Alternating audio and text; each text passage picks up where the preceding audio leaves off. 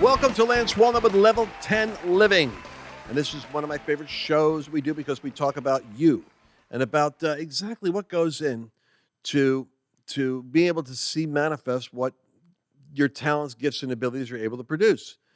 It really doesn't matter at the end of the day we're all concerned about global events. We're living in this suction of news cycles.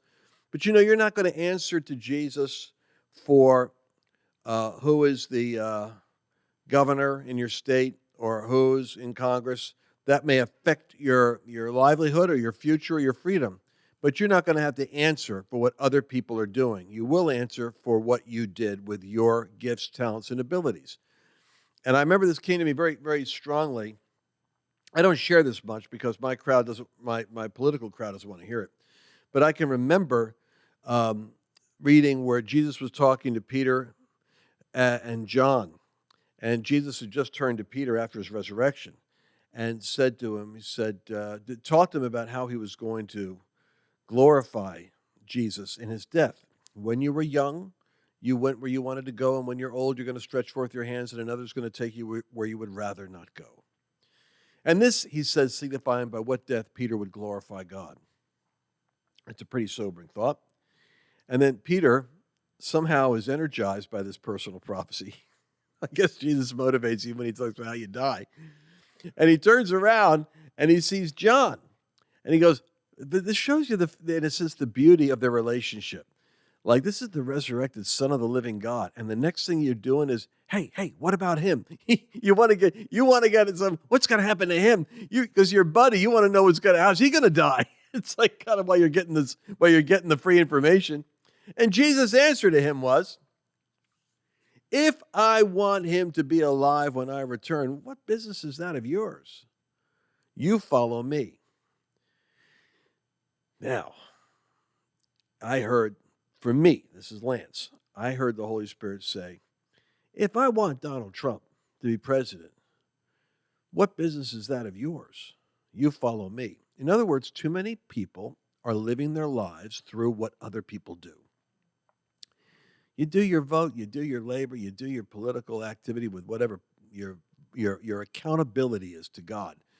But at the end of the day, what is it to you what I do with them? God's going to do what he's going to do with nations and with people. Your job is dispatch your conscience and your duty and then focus on what you're accountable for, which is what you do. With that thought in mind, I have two people that do an excellent job of coaching, training, and consulting. Carl, my son, who is the coach and the guy that actually has. You remember ever see that movie Good Will Hunting, where Robin Williams plays the therapist that helps Matt Damon really get a breakthrough, get delivered.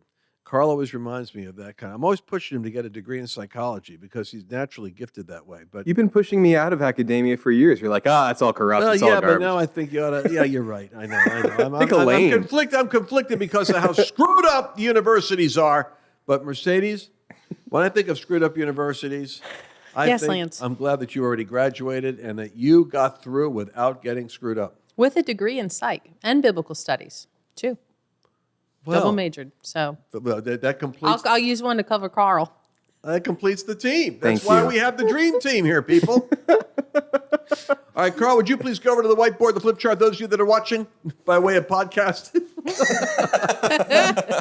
Those of you that are listening by way of podcast cannot see what we're doing in the studio. We put these on Facebook, on YouTube. The artist formerly known as Prince, the Lance Wallnau Show, formerly known as the Lance Wallnau Show. Well, we're on YouTube again, but we created a new YouTube account, so it's Lance Wallnau Show. The Lance Wallnau Show. Well, what was the other one? Lance Wallnau. Just Lance. You don't think they're going to catch on at some point? There were a lot of Lance Wallnaus up there. It's not a very creative hide. Hey, it's not like they're deleting all of the Lance Wallnaus because there's a lot of people pretending to be you up there, and so I just gave the green light to go and remove those people. And so what? Pretending to be Lance Wallnau? Yeah. There's somebody up there, like 22,000 people following them, pretending to be you. So imitation is the highest form of flattery. How could you do that to your father? With deep fakes, ladies and gentlemen. That's how I do it. All right, so Carl, try to describe to the listening audience what you're doing And would you summarize what we covered in the last podcast regarding the Collins model called the hedgehog? Because I guess a hedgehog is, once it gets its burrowing its hole, it's relentless in creating what it wants to create. So go ahead, Carl. You're drawing 3 overlapping circles in a Venn diagram. For those who can't see. Absolutely, I am. One thing I do want to throw in there, just because we already started talking politics, the hedgehog is the symbol of the libertarians, and we are the best political party. Now, these 3 overlapping circles that you see here, what do they represent? This is going to be best in the world. What can you be the best in the world at? Maybe even just the top 10, because you got to figure there's 7 billion plus people out there. So if you're in the top 10, that's a really highly coveted, difficult area to be in. High challenge, high reward, great skill set required in order to be the best in the world at it. Now, the other circles here, right up here, we're going to do love. What are you passionate about? What gets you up out of bed in the morning? What prevents you from falling asleep at night because you're just so excited and eager to do the task before you, to do the thing that's in front of you? Or maybe the vision of the future is so plain to you, and plain as in like vivid and vibrant and easily noticeable, that it's actually luring you like a magnetic pull, drawing you in. What's that giant passion that's inside of you that you're super passionate about? And then finally, what drives your economic engine? What is it that actually feeds your family? What is it that houses you, that puts a roof over your head? What is it that puts gas in your car? What is it that helps you get from point A to point B to point C? And when we look at this right up in the center area where they all 3 overlap, what you're best in the world at, what you're incredibly passionate about, and what drives your economic engine, when those 3 overlap, that's the hedgehog concept. And that's what Jim Collins recommends. The companies that went from good to great, that's what they focused on. That's what they did. And we want you to do that in your own lives. So that's a very quick summarization of Good to Great's hedgehog concept. Back to you, Lance. Oh, that's very good. So those Venn diagrams are so useful, people. You can put body, soul, and spirit, all kinds of things into those circles, and they all overlap. And Please don't confuse the audience, Lance. I'm channeling my Norm Macdonald right now, and Carl, that's kind of great. Now, what happens if you got a passion and you're best in the world at, Carl, and you got those 2 things?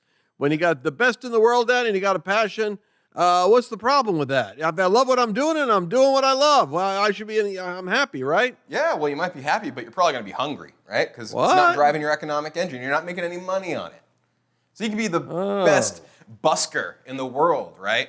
You're absolutely the best guitar player, singer-songwriter that the world has ever seen, but you're not opening up your guitar case, so you're not getting any money. You're not going out there. You're not being in front of an audience. Maybe you're just singing to a brick wall. Okay, so it's not good enough. You got to have that funding. Even a nonprofit, even if you're going to be a ministry, you got to have to figure out how to get a mailing list, how to be able to tell people what you're doing, how to land that 1 or 2 donors that are going to be able to underwrite your ministry.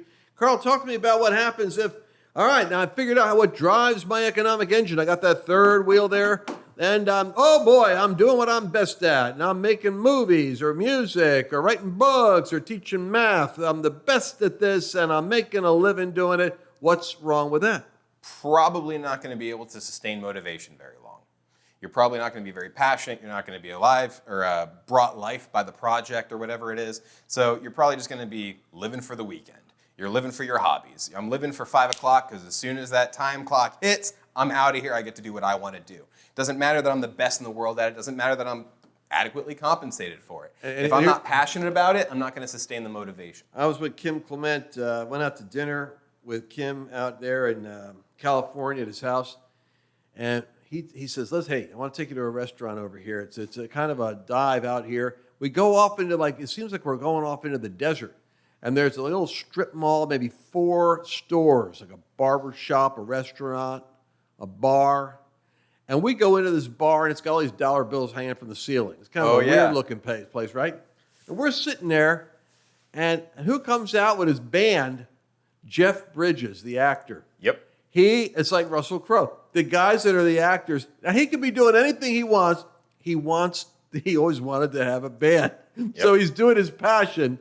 But it's not paying the bills, but the bills are paid so he could do his passion. That's another way it can work, right? Yeah.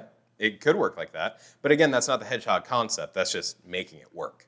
That's just making it work. Now, okay, but if you're passionate about what you're doing and you're monetizing your passion, what does that mean? Is there any drawbacks there? I don't think so. What could you say about that? Yeah, what we have in the notebook is just, I get paid to do this. You've got to be kidding me. But again, it's That's not how I focusing- feel. That's actually how I feel. I get paid to do this. My dad used to say to me, how do you make a living just talking? Yeah. I said, I don't know. Ask Johnny Carson. No, I'm just kidding. He was sleight of hand as well. But no, if you're not the best in the world at it, or you're not even the best in the company at it, then you're not going to be getting the positive reinforcement from your immediate circle, telling you that this is actually what you were built for. This is what you're here for. This is your calling. You're not going to get any of that type of sticky goodness, that none of the favor aspects that go along with being the best at something and then having the mantle of that be evident to other people. You won't get that positive affirmation or that reinforcement from your group, in my opinion. No, If you're not the best in the world, if you're not even the best in the company. You are. So, Carl, we got to do is we got to flip that flip chart over. Flip that flip chart over. And you guys got any questions on this? Mercedes, I'm telling you, nonprofits, you can monetize your nonprofit. You could be preaching, you could be ministering. My wife, Annabelle, has that. She's got five storage units furnishing families of Texas. And she's doing what is a legitimate labor. She works all day helping take care of the poor single moms in Texas, in her circle anyway. And but she's having to work on how to make that economic engine work, because I'm helping to underwrite it, but she doesn't want me to be the sole responsibility. So she has to get her vision out, and she's doing that now, on the difference she's making with in the lives of other people. So even a nonprofit, I keep coming back to Charles Grandison Finney, the great revivalist. Now I remember the stories he wrote in his autobiography about how he had to sell the family cow. This is where they got their milk from. But he had to sell it because he needed to buy a traveling trunk, because he was gone so much. He needed a trunk for all of his life so he could go on the road. And he was talking about how he remembered praying for God to help him out. And part of the way God helped him was he sent two brothers who were businessmen that loved his ministry, and they virtually underwrote the revivals that shaped America. Two business guys, the Tappan brothers, Lewis Tappan. Powerful story. Anyways, what are your thoughts, Mercedes Sparks? I just think it's funny when you talk about monetizing a nonprofit, because it's like the whole point of like a nonprofit is that it would not be a for-profit, but we're talking to people who probably predominantly aren't in nonprofits and want to figure out how to monetize what they're really good at and what they're passionate about. And so I would say oftentimes you need to go find a new skill set in order to do that. Because I think the reality is, if people are listening to this, they're probably working at a job that they may or may not like, but are doing it because they need to pay the mortgage, they need to pay their rent, they've got kids at home, we got to eat. I want to go to Cheesecake Factory this weekend with my spouse. And so that's, I think, a lot of the people we're talking to. So I think it's a bit of a luxury to sit here and to daydream about it. But then at least once you get clarity on what you're best at, what you're passionate about, I want to exhort you and say, I think the reality is you're going to have to go learn a new skill set. You're going to have to learn, how do I sell stuff online? How do I create an e-course? How do I build a marketing list? What even is that? Will people listen to me? How do I live stream on Facebook or on, Instagram? How do I sell? So there's a lot of practical You guys want to do that? skills. You guys want to learn those skills? Yes, Put Lance. your hand up. Put your hand up. Go to AskLanceNow.com and tell me if you want us to teach you that. Because here's a little secret I want to share with everybody here.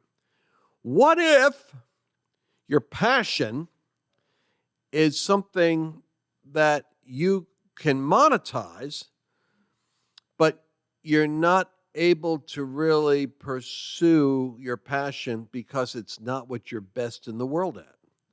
So think about this. You're passionate about something, but you're not really skillful in it. It's like those singers. You ever watch those shows with the singers where they go up and they think they're really great, but they're really not that great? Are you talking But they're about, passionate about it. Yeah, William yeah. Hung.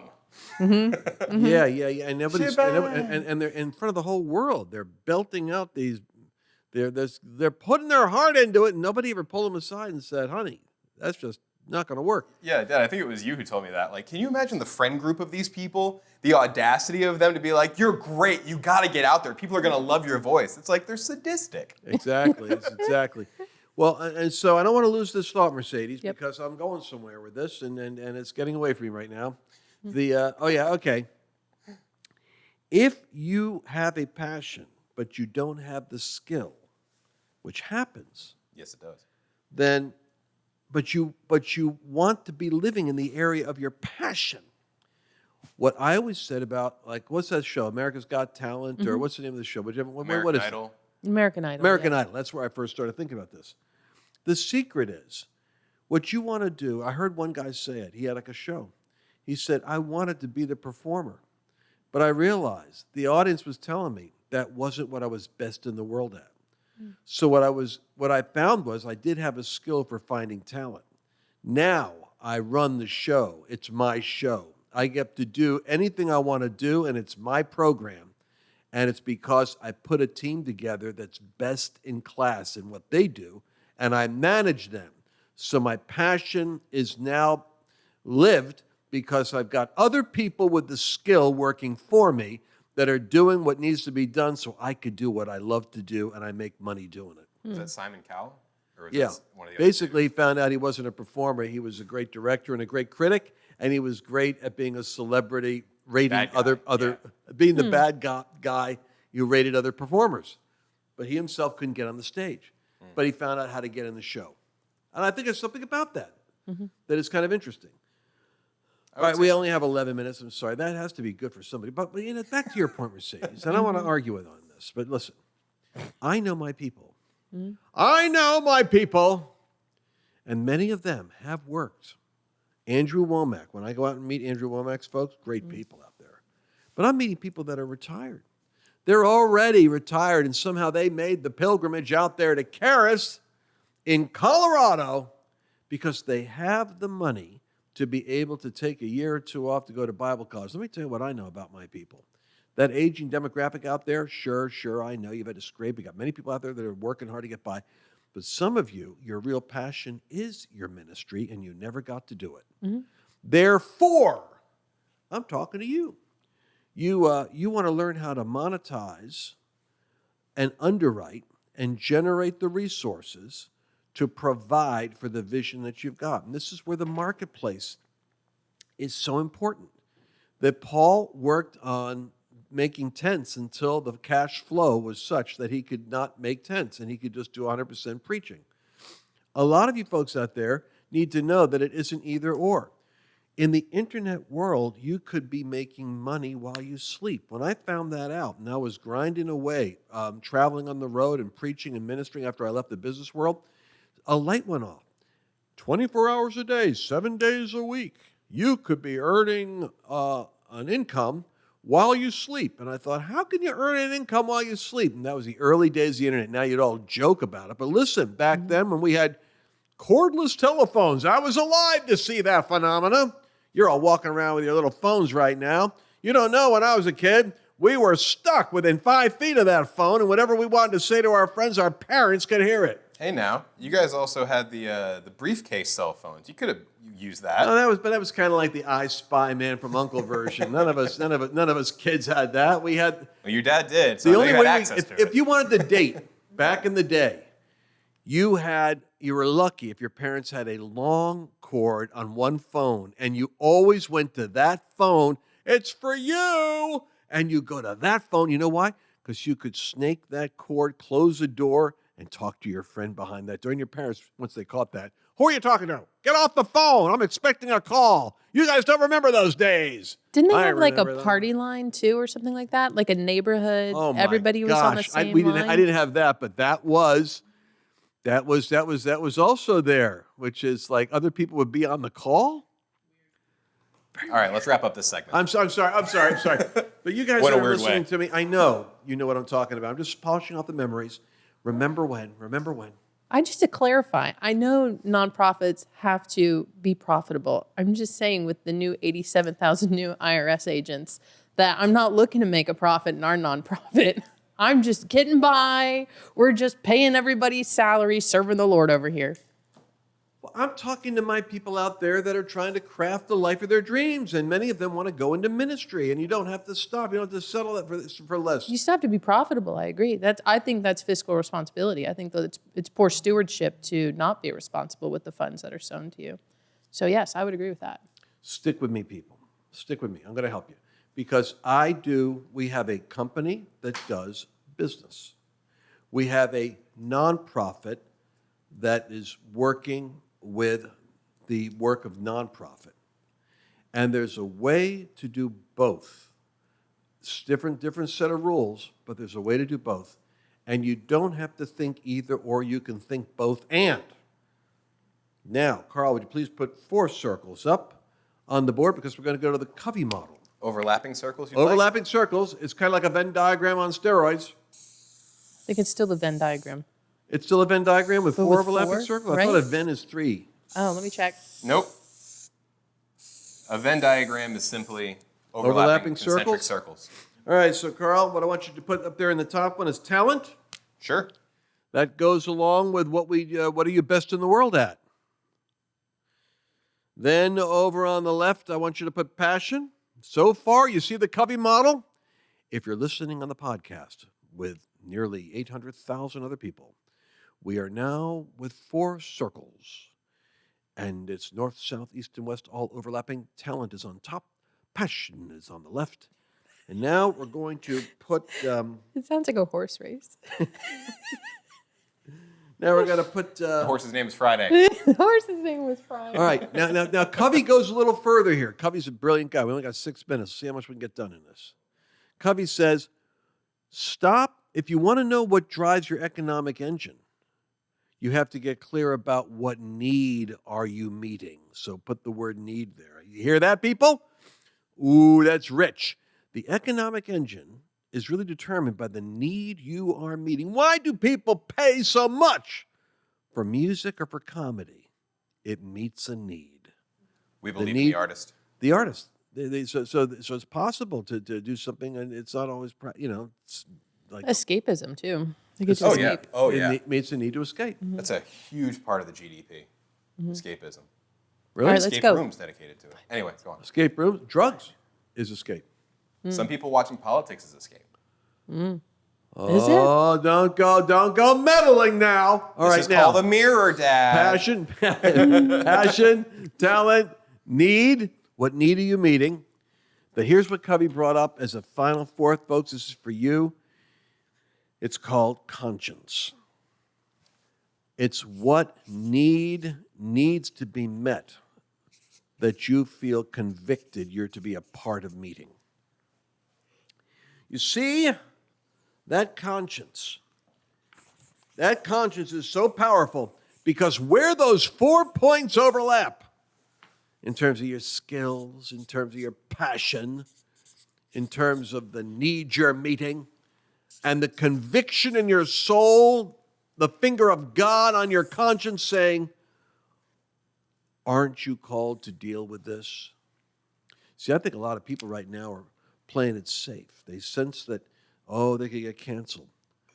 And they're afraid to say something, but their conscience, they're selling out their conscience. Now, hear that where they overlap, where all 4 of those points overlap, is the key. I'm telling you, Covey was brilliant. It's your authentic voice. Your inner voice. Your inner voice, authentic and put voice. / authentic voice. Because you see, everyone here has a certain sound. In all of the universe, every person's sound is a little bit different. Your voice imprint, your thumbprint, your iris. It's amazing, the diversity that is in the creation of God. Even though there's a singularity of design, there's infinite diversity in expression. And you have a voice that pierces the darkness when you're able to utilize the skill that God gave you to meet the need that God enabled you and gifted you to meet, and that you are doing it with conscience that is walking with the integrity of the burden of God, running the race as God shows you, and you're answering the call. even at personal price, even at a personal cost, you're suddenly, when you speak, there is a resonance, a sound that is an authentic sound. It's the sound of who you are. And it's the sound of God through your voice. It's God speaking through your voice. We call it the anointing. And it's a powerful thing when you see people that are living a life that is a voice. And it's very rare. Yeah. But passion, talent, need. And Carl, we have this on page 20 and page 21 Yes, sir. of our manual. And what are we working on right now? It's called Your Ultimate Life Strategy. This is part of a 4-part series, 4 separate components, 4 phases that everyone goes through in the journey of life. We give multiple models from Covey to Clinton to Collins, the 3 C's so far I just mentioned. And we literally walk through these various beautiful windows to put you in the middle of the frame of several pictures to examine your life, your talents, your calling, your passion, your gift, your mission. And what is God speaking to you about in your soul? What problem are you called to solve that no one else can solve? What skills do you have that no one else has? Conscience is the voice of God in your spirit that testifies with your spirit. And I wrote some things down on page, we can't get into it now, on page 22, which is the role of communion with God, the role of prophetic intuition, the role of conscience, how your conscience, prophetic intuition, and communing with God are the 3 aspects that feed those that are mighty in spirit. John the Baptist was called mighty in spirit. Jesus, mighty in spirit. It's people that have this communion with God, the clarity of conscience, and the prophetic perception of what to say and do. If you enter the promo code podcast, you get a whopping 10% off of any of the level 10 curriculum. We basically suggest that you get all 4, but you could go with just one. I mean, it's like 40, I don't know what the price is on an individual module now, but I would say it's like a college curriculum. Get all 4. Get your PhD in perfectly, answering the call of God on your life, the most important school you'll ever go to. And that's going to be at level10living.com. Use the code podcast. If you're listening to this in the car, man, make a decision now, because we're going to pick it up again with our next episode, and we're going to talk about conscience, intuition, communion, how these areas here really are talking about body, soul, and spirit coming into their divine alignment to bring you into actualization, moving in the direction that God's called you to move in, answering the call that is on your life. I want to thank you so much for level10living.com. Level 10 Living with you has been a blessing. We'll see you again in the next episode. Did you enjoy this latest episode? Please remember to share it with your friends, because the more knowledge you have, the better equipped you are to navigate the world.